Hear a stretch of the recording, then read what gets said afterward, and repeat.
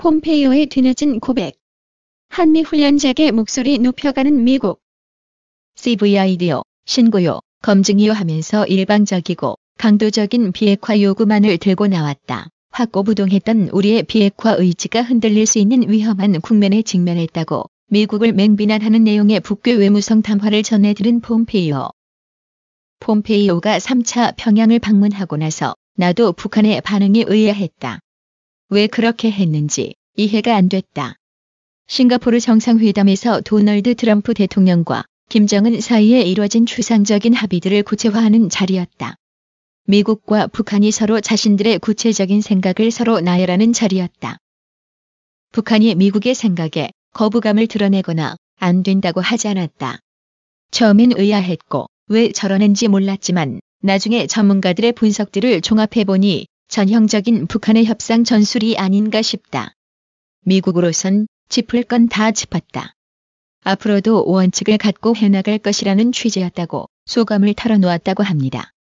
7월 7일 밤 북괴 외무성 대변인 담화가 처음 나왔을 때는 의아했지만 이후 전문가들의 분석을 듣고 나서는 북한의 협상 전술로 파악했다는 뜻입니다. 폼페이오 장관은 7월 8일 오전 8시부터 1시간 동안 진행된 고노타로 일본 외상과의 조찬 회담 결과를 자신의 트위터에서 전하며 북한에 대해 최대한의 압력을 유지하는 문제를 논의했다고 적었습니다. 6월 초 북미 정상회담을 앞둔 트럼프 미국 대통령이 더는 북한의 최대한의 압력이란 말을 쓰고 싶지 않다고 말한 뒤 사실상 자취를 감췄던 표현을 사용해서 폼페이오가 날린 이 트윗은 일본 외무성에서 진행된 외교장관 회담 관련 브리핑에서도 화제가 됐다고 합니다.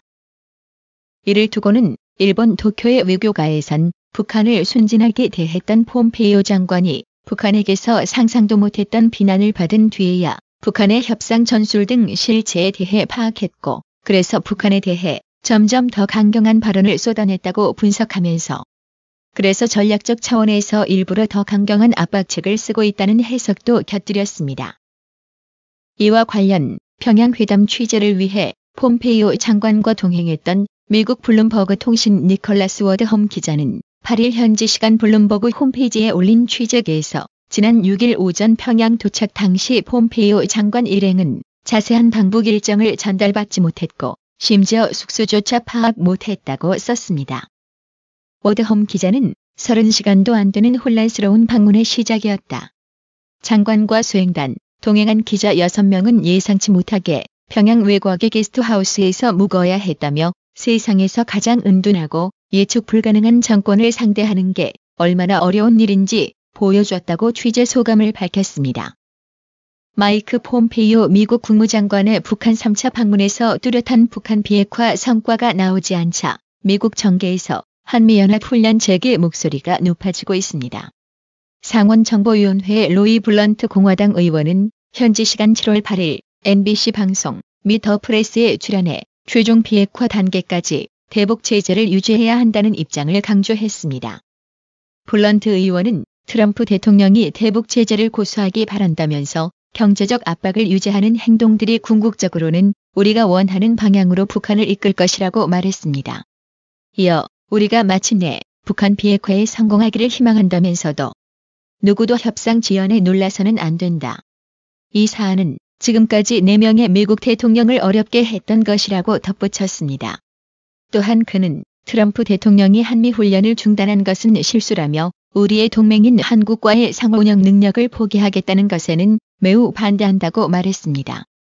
상원 군사위원회 소속 조니 어니스트 공화당 의원도 CBS 방송 페이스 더 네이션에 출연해 군사훈련을 계속해야 한다고 생각한다면서 훈련의 목적은 분명하게 한반도의 안전을 유지하는 것이라고 생각한다고 말하면서 만약 이번 협상이 지속되지 않는다면 나는 곧바로 훈련을 얘기할 것이라고 말했습니다. 폼페이오 장관은 방북 뒤 지난 7월 8일 일본 도쿄에서 한미일 외교장관 회담 공동기자회견을 열고 비핵화 시간표에 대한 진전이 어느 정도 이루어졌느냐는 질문에 시간표와 관련해 우리 미국과 북한은 많은 시간 이야기를 나눴다며 정확한 시간표를 만들려면 여전히 많은 일이 남아있다고 말했습니다. 앞서 존 볼턴 미국 백악관 NSC 보좌관이 핵 등 대량 파괴 무기 즉 WMD와 탄도미사일의 1년 내 폐기 시간표를 공개적으로 거론한 데 대해 국무부는 우리는 시간표를 내놓지 않을 것이라고 선을 그은 바 있습니다. 이쯤에서 원칙과 소신 없이 안이한 자세로 회담에 임했던 폼페이오를 뒤로 물리고 존 볼튼을 북교 협상 테이블에 배치시켜야 할 겁니다. 또 좌파 정치권에서는 김 우사가 박 대통령 탄핵 당시 마치 촛불 세력들을 탄압하기 위해 계엄령 선포를 꾸민 것처럼 선동질하고 있는데요. 김 우사의 문건 내용을 살펴보면 탄핵 기각 시 촛불 세력이든 태극기 세력이든 폭동을 대비해 국가 비상사태, 소요를 진압하기 위한 매뉴얼이고 대비책이었을 뿐입니다. MBC 김세혜 기자는 계엄 논란에 대해 평화적 집회에 왜 계엄을 선포하겠나? 기각 시 폭동이 일어나면 계엄을 검토하는 것은 국민 보호하고 국가를 책임지는 정부 입장에서는 당연한 것 아닌가? 라며 오히려 탄핵 기각 시 혁명밖에 없다고 말한 문재인의 발언이 더 큰 문제라고 꼬집었습니다. 자유한국당 김진태 의원은 7월 8일 자신의 페이스북을 통해 추미애, 이철희 의원이 마치 김 우사가 촛불 집회를 탄압하려고 계엄을 검토해서 친위 쿠데타를 계획한 것처럼 주장하고 있다면서 하지만 보고서를 보면 사실과 전혀 다르다. 그런데도 국민을 선동해 국가기관을 무력화하는데 정권이 앞장서고 있는 것이라고 지적했습니다.